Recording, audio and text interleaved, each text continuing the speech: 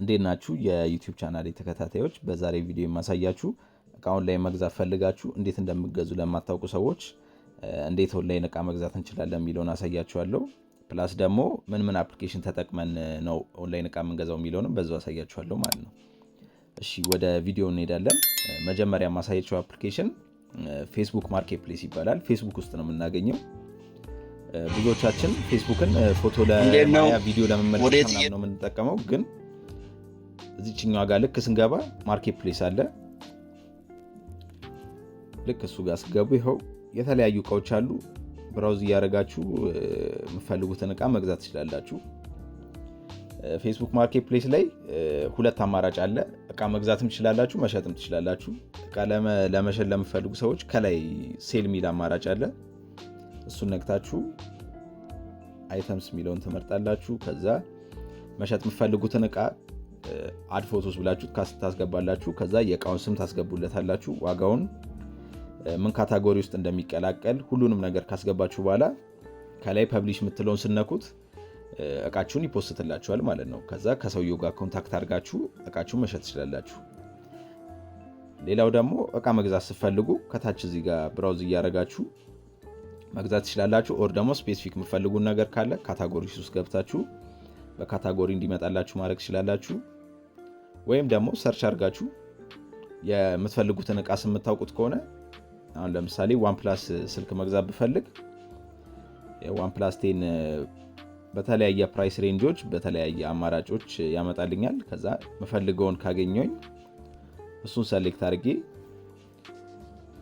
ከዛ መጀመሪያ ስለ እቃው ዲስክሪፕሽን ያለው ስቶሬጁ ስንት እንደሆነ ምናምን ሁሉንም ቼክ ካረኩኝ በኋላ ከታች ስልክ ቁጥራቸውን ካገኛችሁ ደውላችሁ ማውራት ትችላላችሁ። ኦር ደግሞ ስልክ ቁጥራቸውን የማታገኙት ከሆነ እዚህ ጋር ቻት የምታደርጉበት አለ። እሱ ጋር እቃው አለ ወይ ምናምን ብላችሁ ትጠይቁና ከዛ ሪስፖንስ ከሰጧችሁ ተነጋግራችሁ ቀጠሮ ምናምን ይዛችሁ ወይ እነሱ ያቀብሏችኋል ወይ ደግሞ እናንተ ያሉበት ድረስ ሄዳችሁ እቃውን መውሰድ ትችላላችሁ ማለት ነው።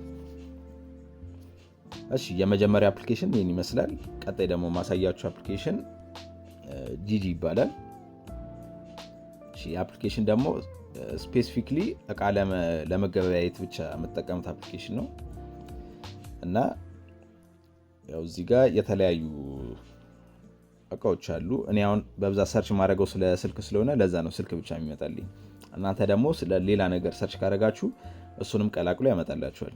ያው ከላይ ብዙ ካታጎሪዎች አሉ። የምትፈልጉትን ካታጎሪ መርጣችሁ እንትን ማለት ትችላላችሁ። ኦር ደግሞ እንደ ቀደሙ ሰርች ማድረግም ትችላላችሁ።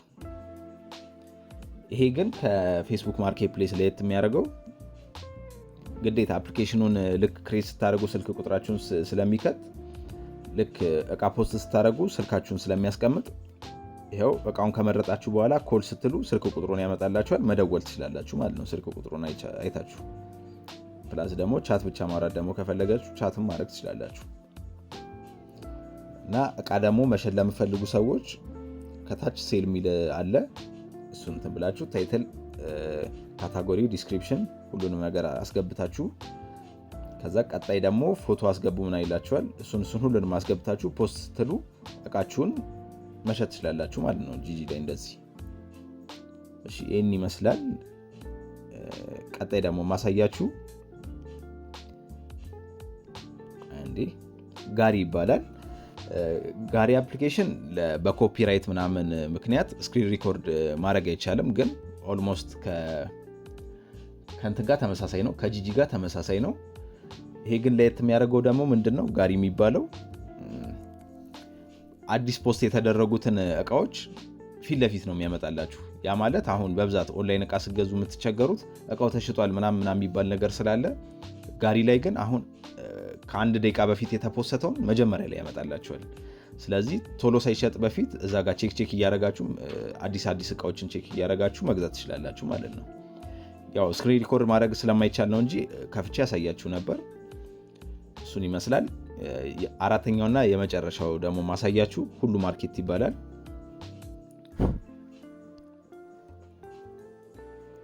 ሁሉ ማርኬት ደግሞ ቴሌግራም ቤዝድ ማርኬት ፕሌስ ነው። ያው ከሌሎቹ ጋር ተመሳሳይ ሆኖ